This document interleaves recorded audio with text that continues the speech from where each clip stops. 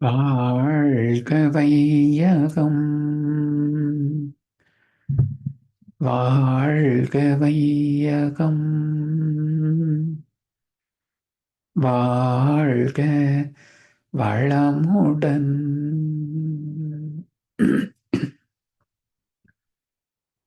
சிந்தனையை, உடல் நலத்தை சீரமைத்து ஓய்வித்த குருவே வாழ்க, குருவே துணை.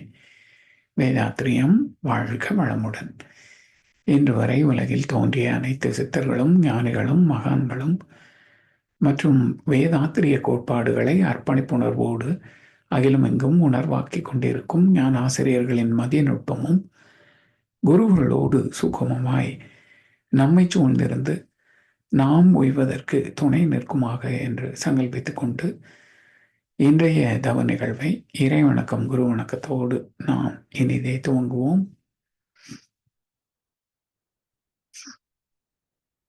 இறை வணக்கம்.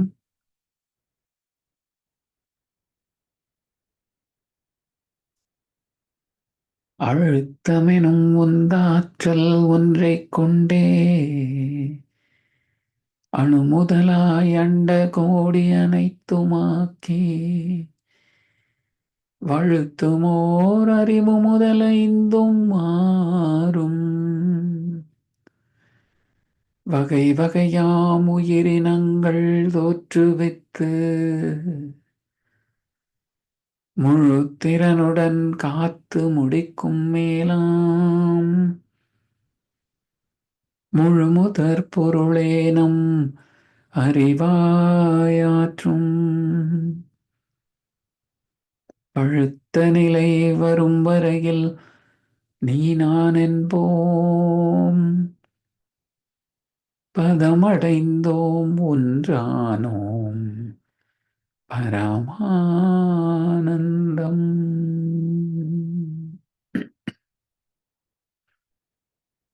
குரு வணக்கம்.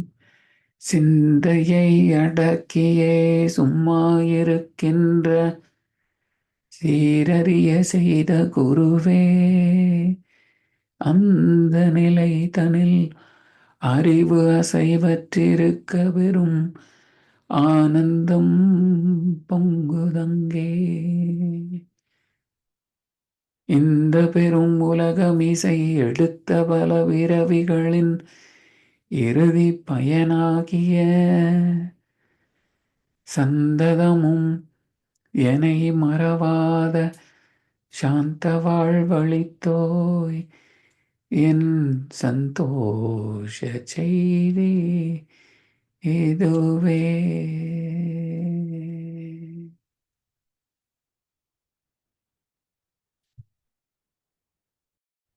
வாழ்க வையகம், வாழ்க வையகம், வாழ்க வளமுடன். இன்று நமக்காக மிகச்சிறந்த ஒரு பஞ்சபூத நவகிரக தவத்தினை நடத்தியிருந்த நம் ஞானாசிரியர் அருள்நிதி அருள்மொழி ராஜாராம் ஐயா அவர்களை வாழ்த்துவோம்.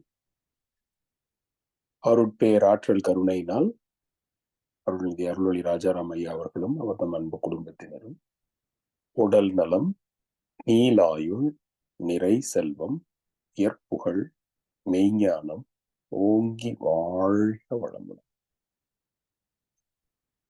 ஐயா அவர்களின் ஆன்மீக தொண்டு வாழ்க வளமுடன், வாழ்க வளமுடன், வாழ்க வளமுடன். நன்றிங்க. வாழ்க வளமுடன். கேள்வி பதில் கேட்டுட்டு அதுக்கப்புறம் இது கேட்போமா? ஐயா அவர்கள் நம்மோடு இணைந்துள்ளார்கள். மூத்த பேராசிரியர் ஞானாசிரியர் அருள்நிதி பழனிசாமி வேலுசாமி ஐயா அவர்கள். கேள்வி, இந்த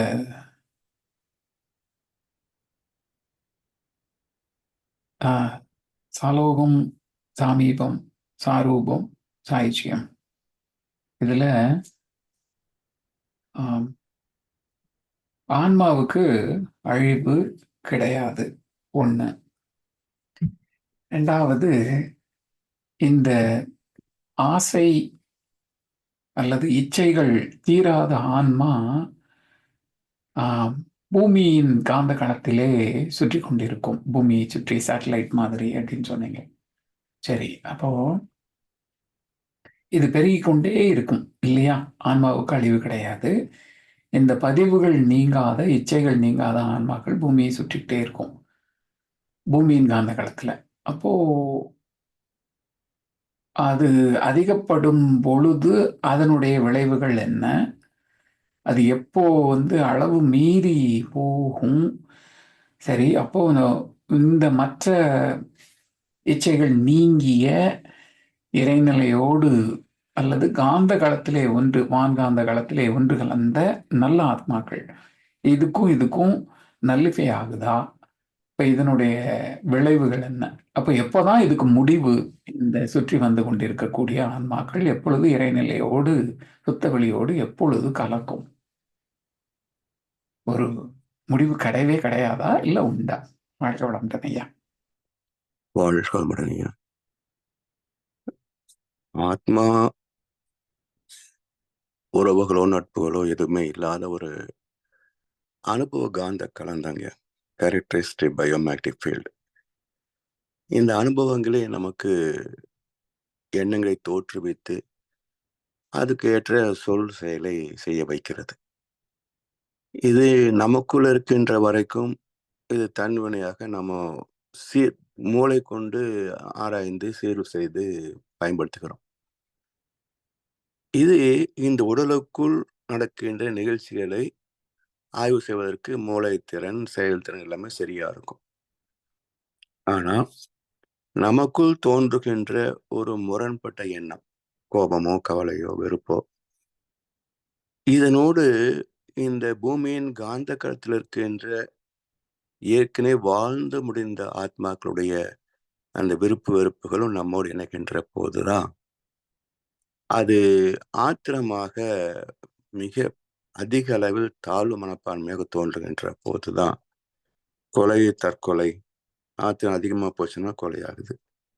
வருத்தம், தாழ்வு மனப்பான்மை அதிகமாக போச்சுன்னா தற்கொலை ஆகும். இந்த இரண்டுக்கும் மத்தியில விபத்து என்ற ஒரு நிகழ்வு. இப்படி 3 வகையிலையும் மிக பெரும் துன்பங்களை சந்திக்க வேண்டியிருக்கும். அதனாலதான் பூமியின் காந்த களம் எப்போதும் தூய்மையாக இருக்க வேண்டும். அப்ப வாழ்கின்ற மக்களும் நல்லவர்களாக இருப்பார்கள். அதாவது ராமாயணத்துல கிட்டத்தட்ட எத்தனை வருஷங்க, 3500 வருஷத்துக்கு முன்னாடி எழுதப்பட்ட ஒரு இதிகாசம். அதுல ராமராஜ்யம்னு ஒரு வார்த்தை உண்டு. இந்த ராமராஜ்யம் எப்படி இருக்கும்? எல்லாம் நல்லதாக இருக்குன்னு தான் சொல்லுவாங்க. எல்லாம் நல்லதாக நாம என்ன நினைச்சுக்கிறோம்னா, எல்லா வசதிகளும் நமக்கு நிறைய இருக்கும் அப்படின்னு நினைச்சபடி வாழ்ந்துடலாம் நினைக்கிறாங்க எல்லாரும். அப்படி இல்லை. ராமராஜ்யம் என்பது மக்கள் ஆசைகள் அற்றவர்களாகவும் அவரவரது கடமைகளை சிறப்பாக செய்பவர்களாகவும் அடுத்தவர் பொருள் மீது இச்சிக்காதவர்களாகவும் வாழ்ந்தார்கள் அப்படின்னு ராமாயணத்துல கடைசியில முடியுது. அப்ப மக்கள் ஆசைகள் அற்றுவிட்டாலே மற்ற குணங்களே இருக்காது, பாவங்களும் இருக்காது. அப்ப ராமராஜ்யம் என்பது தெய்வ நீதியை சார்ந்து வாழ்கின்ற மக்கள் இருக்கின்ற காலம்.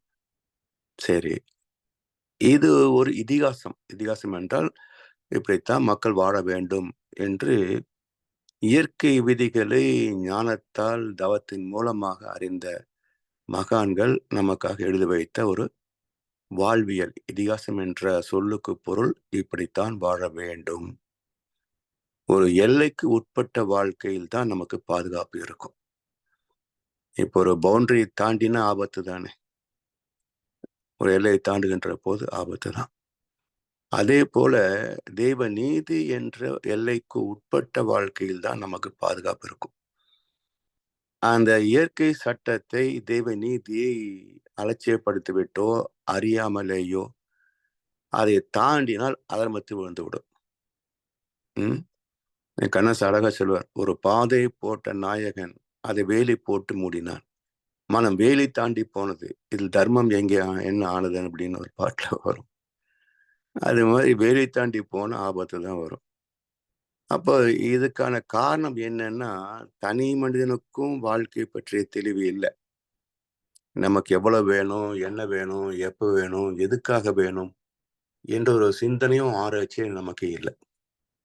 சரி, கற்றுக் கொடுக்கக்கூடிய சமுதாய சூழல் இருக்கிறதான்னா அம்மா அப்பாவுக்கும் தெரியாது, ஸ்கூல் காலேஜ்லயும் கற்றுக் கொடுக்கறது இல்லை. சமுதாயத்திலையும் எப்பவும் பணம் காசு பதவின்னு தான் நியூஸ் சேனல்ஸ் எல்லாமே குவிக்கிட்டு இருக்குது. அப்போ இதை கேட்டு கேட்டு மனம் ஆசை வயப்பட்டே வாழ்ந்து பழகிய மனம் அதுல தான் நாட்டம் கொள்ளும். தேவை இது சுகமாவது நரகமாவது, செத்ததுக்கு அப்புறம் தானே அங்க போய் பார்த்துக்கலாம் போ என்று கொள்ளையடிப்பதில் வல்லமை காட்டும் திருட்டு உலகமாக மாறிவிட்டது. இன்னைக்கு வாழ்கின்ற மக்களிலே 99% மக்களுக்கு எது நியாயம் எது தர்மம் என தெரியாதுங்க. எல்லாம் சாமர்த்தியம், திறமை, வாய்ப்பு கிடைச்சா என்ற அளவுல தான் வாழ்ந்துட்டு இருக்காங்களே தவிர எது தர்மம் அதர்மம் என்ற அந்த வரைமுறையே மக்களுக்கு தெரியாதுங்க. எல்லாவற்றையும் தர்மமாக நினைக்கிறான். எதெல்லாம் அவன் செய்யறானோ அதெல்லாம் தர்மம், எது மற்றவங்க செய்யறாங்களோ அதெல்லாம் அதர்மம். இப்படித்தான் இலக்கணமே இருக்குது. அப்ப இந்த வாழ்க்கை முறையிலே தொடர்ந்து ஜனத்தொகை பெருக பெருக அகால மரணங்கள் நிகழ நிகழ இந்த பூமியின் காந்த களம் பால்பட்டு கொண்டே வரும், கெட்டுக்கொண்டே வரும். ஜஸ்ட் ஒரு தலைமுறை நினைச்சு பாருங்களேன். ஒரு 50 ஆண்டுகளுக்கு முன்பு இருந்த குற்றங்களை விட இன்னைக்கு இருக்கின்ற குற்றங்கள் எண்ணிக்கை எவ்வளவுங்க? அதிகமா தான் இருக்குது. இப்படி பெருகிக்கொண்டே போனால் அந்த நெகட்டிவ், அதர்மம் என்பது நெகட்டிவ் தானே, அழிக்கின்ற இயல்பு, அழிக்கின்ற தன்மைகள். அப்படி கூடிக்கொண்டே போற போது பூமியின் காந்த களத்துல இந்த கண்டாமினேஷன், களங்கங்களே கூடிக்கொண்டு போகிற போது அது நியூட்ரலைஸ் ஆகணும். எப்படி நியூட்ரலைஸ் ஆகும்? இப்போ ஒரு புயல், பூகம்பம் வேண்டாம், புயல், சுனாமி எல்லாம் வருது பாருங்க. என்ன சொல்றாங்க? டிப்ரெஷன், காற்றழுத்த தாழ்வு மண்டலம். ஏன் உருவாச்சு? காரணம் தெரியாது. உருவாயிடுச்சு. உருவானால் அந்த இடத்தை நோக்கி அழுத்தம் அதிகமாக இருக்கின்ற காற்று வேகமாக வந்து அந்த இடத்தை நிரப்பும். அந்த வேகத்துக்கு பேர் தான் புயல், இல்லையா? அதே போல ஜனத்தொகையும் ஒரு குறிப்பிட்ட அளவுக்கு இருக்கணும். அதிகமா போகின்ற போது அதை நிர்வகிக்க முடியாதுங்க. இப்போ எதற்காக நாடுகள், மாநிலங்கள், மாவட்டங்கள், கிராமங்கள், தெருக்கள்லாம் பிரிச்சு பிரிச்சு வச்சிருக்கிறோம்? ஒரு குறிப்பிட்ட அளவுக்கு மேல் மக்களை ஒருவரால் நிர்வகிக்க முடியாது. அப்போ இந்த பிரிவினை என்பது ஜனத்தொகையின் அடிப்படையில இருக்கணும். அது இல்லாத போது ஒரு கலெக்டர் ஒரு மாவட்டத்துக்குன்னு போட்டா, கோயம்புத்தூர் மாவட்டம் வந்து 1990ல 15 லட்சம் பேருங்க. நான் வங்கியில பணிபுரிந்த போது இதெல்லாம் சென்சஸ் அனுப்பணும் ஹெட் ஆஃபீஸ்க்கு. அப்போ 15 லட்சம் பேரு 90ஸ்ல. இன்றைக்கு கிட்டத்தட்ட 1 கோடி பேர் இருக்கிறாங்க. இப்போ ஒரு கலெக்டர் எப்படி இவங்களை நிர்வகிக்க முடியும்? முடியாது. அப்போ when preventive measures are not in practice, positive measures will come into force என்று மால்தூசியன் தியரி ஆஃப் பாப்புலேஷன் என்று ஒரு பொருளாதார நிபுணர் அவர் அந்த காலத்திலே எழுதி வச்சிருக்கிறார். அப்ப இயற்கை வளங்கள் எவ்வளவோ அதுக்கு தகுந்த ஜனத்தொகை தான் இருக்கணும். ஜனத்தொகை அதிகமானால் அது நிர்வகிக்க முடியாதுங்க. மனிதன் இயல்பில் சுயநலம் சார்ந்தவன் தான். இயல்பே சுயநலம் தான். நாம நல்லா இருந்தா தானே, உயிர் இருந்தா தானே வாழ்க்கை, வசதி இருந்தா தானே உடம்பு. அப்ப சுயநலம் தான் அடிப்படை. அதை நீக்கணும்னு சும்மா பேசுவாங்க. யார் நீக்கிட்டாங்க? சாத்தியமே இல்லை. முறைப்படுத்தலாம், அவ்வளவுதான். அந்த முறைப்படுத்துவதற்கு எவ்வளவு தத்துவ ஞானம் தேவையா இருக்கு, எவ்வளவு பயிற்சிகள் தேவையா இருக்கு. மனம் 20 அலைச்சூழலுக்கு மேல போகாம நம்மை காத்து கொள்ளக்கூடிய ஒரு தவம் பயிற்சி நமக்கு தினசரி தேவையா இருக்கு. இதெல்லாம் செய்யலைன்னா மறுபடியும் அதர்மத்தை தான் செய்வாங்க. அப்ப 820 கோடி மக்கள்ல எத்தனை பேர் தவம் செய்யறாங்க, எத்தனை பேருடைய சட்ட திட்டங்கள் ஒழுங்கா இருக்குங்க. இப்போ ஃபின்லாந்து ஒரு நாடு இருக்கு, ஒரு குட்டி நாடு, எந்த கிரைம் இல்லை அப்படின்றாங்க. காரணம் என்ன? அங்க வாங்குறதுக்கு இடம் இல்லை. இடம் இருந்தா தானே வாங்க முடியும். வாங்குறதுக்கு இடம் இல்லை. தங்கத்தின் மீது பரம்பரையாக ஆசையே இல்லை. இப்போ இந்தியாவில் 2 தானே பிரச்சனை நமக்கு. எவ்வளவு போன்னு வச்சாலும் பத்திரத்துல லாக்கர்களை வச்சுக்கிட்டே இருக்குமே தவிர, அதை எடுத்து போட்டுக்கிட்டு வெளியே போக முடியாது. போனா வீட்டுக்கு பத்திரமா திரும்பி வர முடியாது. கல்யாணத்துக்கு பார்க்குற போது 100 பவுன் போடுவீங்களான்னு மாப்பிள்ளை கேட்பாரு. இப்போ மாமனார் சொன்னார்னு வச்சுங்களேன், சரி மாப்பிள்ளை 100 பவுன் போட்டுறேன். அந்த 100 பவுனும் கழுத்துல போட்டுக்கிட்டு நீ பத்திரமா கூட்டிட்டு வர்றதுக்கு உன்னிடத்துல வீரம் இருக்கான்னு கேட்டா எப்போ கல்யாணம் நடக்கும்? எல்லாம் லாக்கர்ல சலகை பார்க்கறது தான். என்னுடைய நண்பர் ஒருத்தர் சொல்வார், எனக்கு 100 பவுன் நகை போட்டாங்க, அதை லாக்கர்ல வச்சு வருஷம் வருஷம் வாடகை கட்டிட்டு இருக்கேன். இப்போ என் பொண்ணுக்கு 100 பவுன் கேட்பாங்க, மாப்பிள்ளை கிட்ட இந்த சாவியை கொடுத்துருவேன், இனிமேல் வாடகை அவன் கட்டிட்டு வருவான்னாரு. இது வேடிக்கை மட்டும் இல்லை, ஒரு யதார்த்தமான உண்மையும் கூட. ஸோ இவரது மனைவியும் அதை போட்டு பார்த்து அழகு பார்த்தது இல்லை, மகளும் போட்டு பார்க்கறது இல்லை. அதெல்லாம் லாக்கர்ல வச்சுக்கிட்டு வாடகை கட்டிட்டு இருப்போம், அவ்வளவுதான். அப்ப எதற்காக இது தேவை? அனுபவிக்க முடியாத பொருள் எதற்கு தேவை? இதுமே எதுக்கு நமக்கு அன்டியூ அட்டாச்மெண்ட்? ஸோ இந்த தெளிவு இந்தியாவை போன்ற சில நாடுகளிலே இல்லைங்க. அப்ப எப்படியாவது சம்பாதிக்கணும்னு முனைகின்ற போது தர்மம் நிலைக்காது. வாசல் ஒன்று இருக்கும், ஆசை கொண்ட நெஞ்சம் தனில் வழி 2 இருக்கும் என்ற கண்ணதாசன். செயலுக்கு தக்க விளைவுதான், அதான் இறைவன் நீதி. வாசல் ஒன்று இருக்கும், ஆசை கொண்ட நெஞ்சம் தனில் வழி 2 இருக்கும். ஒண்ணு தர்மம், இன்னொன்னு அதர்மம். ஆனா எது செய்தாலும் வாசல் ஒண்ணுதானே, விதி ஒண்ணுதானே. அப்ப தர்மத்திற்கு உட்பட்ட செயல்களுக்கு நன்மைகளை பரிசாக தருவது போல, அதர்மத்தால் செய்யப்பட்ட செயல்களுக்கு விளைவாக தண்டனை கொடுப்பதும் தெய்வ நீதியே தான்.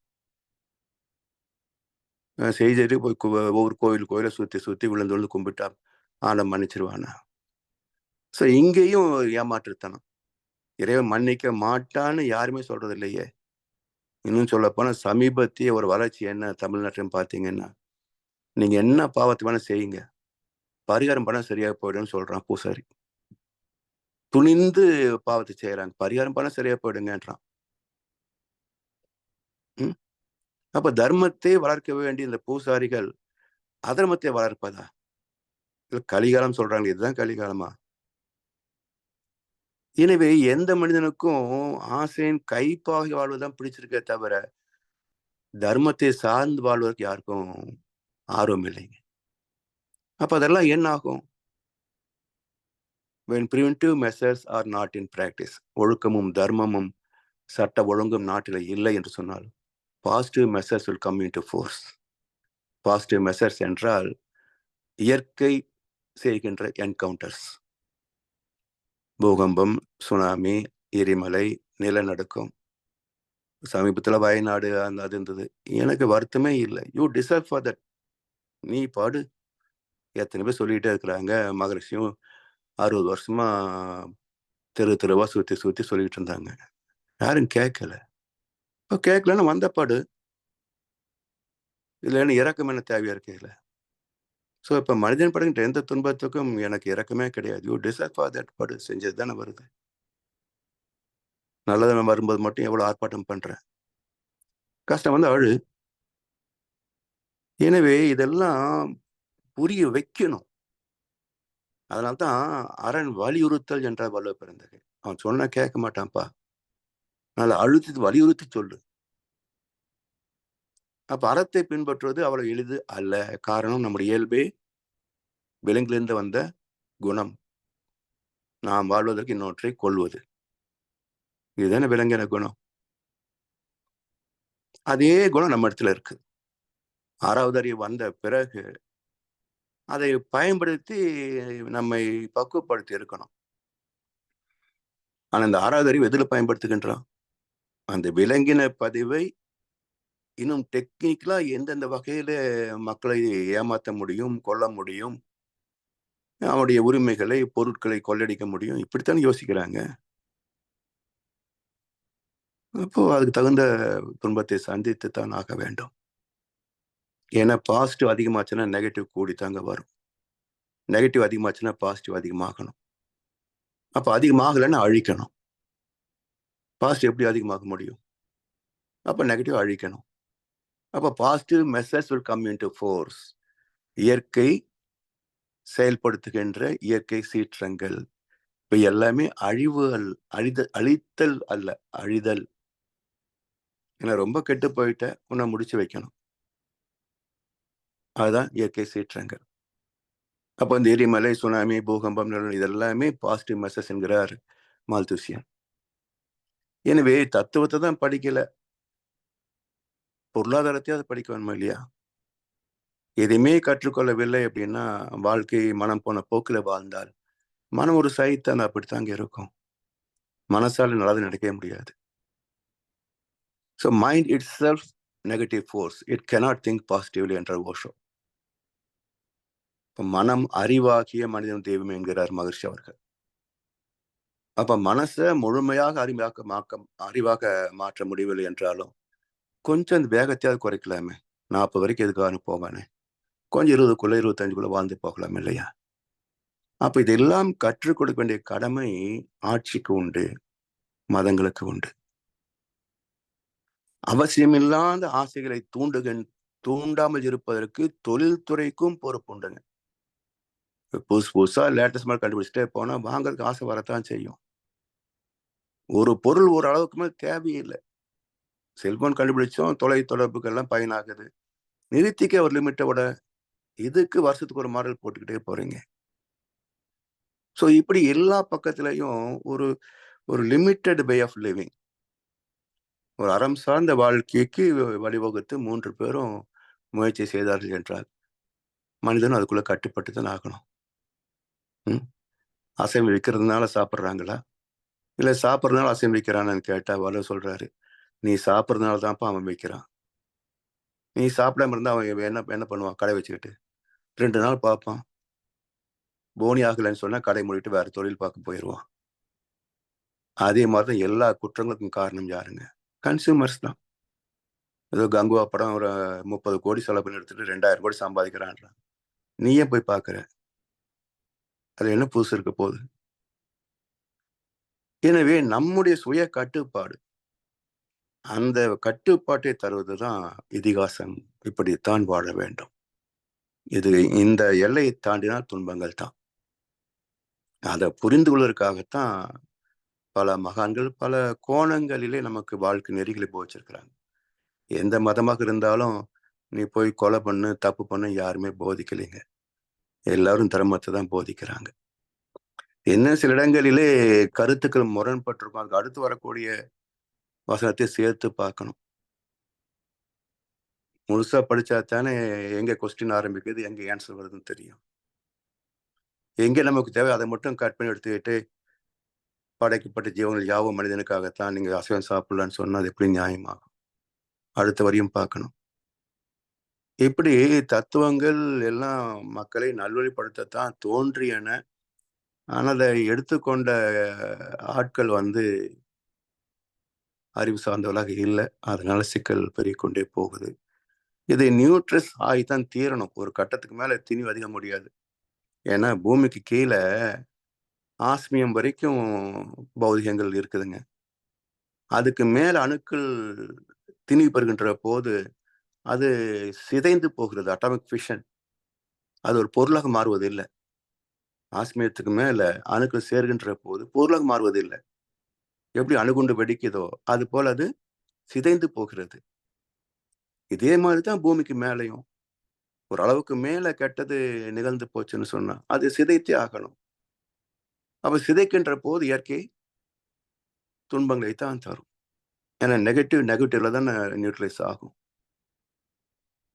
அப்ப துன்பத்தை ஐத்தாந்து அதை நீக்கிக் கொள்ளும். அதனால்தான் ஒழுக்க வாழ்க்கை மட்டும் இல்லைங்க. இந்திய தத்துவத்துல குறிப்பா தமிழ்நாட்டுல பாத்தீங்கன்னா கோவில்களே அர்ச்சனை செய்வதுன்னு ஒரு சடங்கு இருக்குங்க. காஞ்சி பெரியவர்கள் எழுதிய தெய்வத்தின் குரல் புத்தகத்துல முதல் பாகம், அதுல சொல்றாரு, எதுக்காக அர்ச்சனை பண்றோம் தெரியுமா? அர்ச்சனை செய்யறதுக்கு ஒரு லாபம் கிடையாதுங்க. என்ன பேரு நட்சத்திரம் சொல்லுவாரு, அது என்ன மாறிடும். சொல்லப்படும் இந்த மந்திரங்கள் எல்லாம் அஷ்டோத்திரம் சகஸ்ரநாமமா தான் இருக்கும். அப்ப இந்த மந்திரங்கள் உச்சரிக்கின்ற போது வான்காந்தத்துக்கு போய் அந்த தீய அலைகளை நல்ல அலைகளாக மாற்றும். நெகட்டிவ் வேவ்ஸை பாசிட்டிவா மாற்றும். அதற்காக காலை 3 மணியிலிருந்து இரவு 7 மணி வரைக்கும் தொடர்ந்து மந்திரம் உச்சரிக்க வேண்டும். அந்த கடமைதான் குருக்களுக்கு என்று அதில் எழுதியிருக்குது. எந்த குருக்கள் 3 மணிக்கு கோயில் வர்றார் சொல்லுங்க? தர்மத்தை போதிக்க வேண்டியவர்களே இப்படி அதர்மத்தில் இருந்தா வர பக்தன் எப்படி யோகினா இருப்பான்? எந்த குருக்கள் ஒழுங்கா தொடர்ந்து மந்திரம் சொல்லிட்டு இருக்காங்க எந்த கோவிலையாவது? யாராவது போய் சீட் நீட்டினா தான் மந்திரம் சொல்றாங்களே தவிர, இல்லைன்னா தட்டு வச்சுட்டு உட்காந்து அரட்டை பேச ஆரம்பிச்சிடுறாங்க, செல்போன் பேச ஆரம்பிச்சிடுறாங்க. எங்க தர்மத்தை தேடுவது? ஆனா தர்மத்தை பொறுப்பேற்றவர்கள் இப்படி இருக்கிற போது மக்களை சொல்லி என்ன பண்றது? அதனால தான் இந்த உலகம் அழிவதற்காகத்தான். கூடிய விரைவில் 25, 26க்குள்ள 40% மக்கள் அழிவார்கள். இது எங்க எழுதி வைக்கல. மகரிஷி ஒரு காலத்துல சொன்ன கருத்து இது. அந்த அழிவுக்கு பிறகுதான் இங்க உலக சமாதானமே வரும். ஸோ பெரும்பகுதி 320 கோடி செத்து போச்சு வச்சுக்கலாம். மிச்சம் உள்ளவனுக்கு பயத்திலே ஞானம் வந்துடும். அப்ப சொன்ன பேச்ச கேட்பான். அது வரைக்கும் இவங்களை எல்லாம் அமைதி மூலமாக திருத்தவே முடியாதுங்க. உலக சமாதானம் வரவே வராது. 40% இயற்கை கொல்லும். அதுக்கு பிறகுதான் தர்மம் வரும். வாழ்க்கை வளமுடன் ஐயா.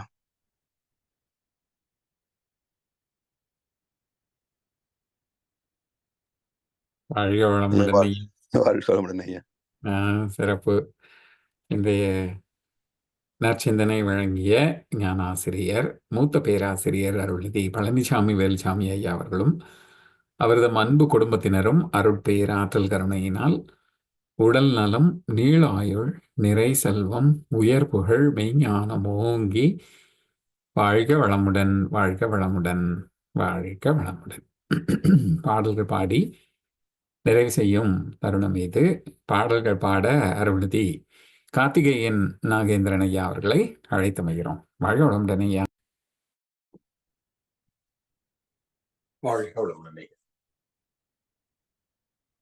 வேதாத்திரிய பாடல்.